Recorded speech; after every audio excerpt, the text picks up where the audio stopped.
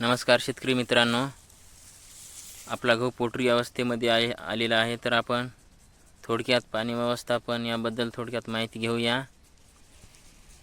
पोटरा अवस्था, कांडी धरण्याची अवस्था ही गहू पिकाच्या वाढीतील अत्यंत महत्त्वाची अवस्था आहे मित्रांनो।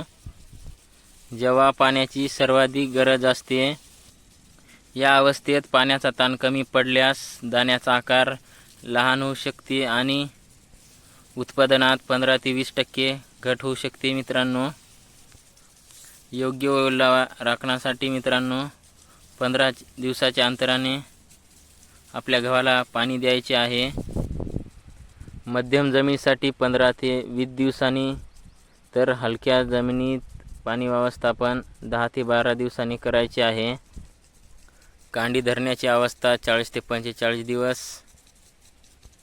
पोटरा अवस्था जीर बगली तर आपण 50 ते 60, फुलोरा अवस्था 60 ते 70 आणि दाणे भरण्याची अवस्था जी आहे तर ती 80 ते 90 असते मित्रांनो।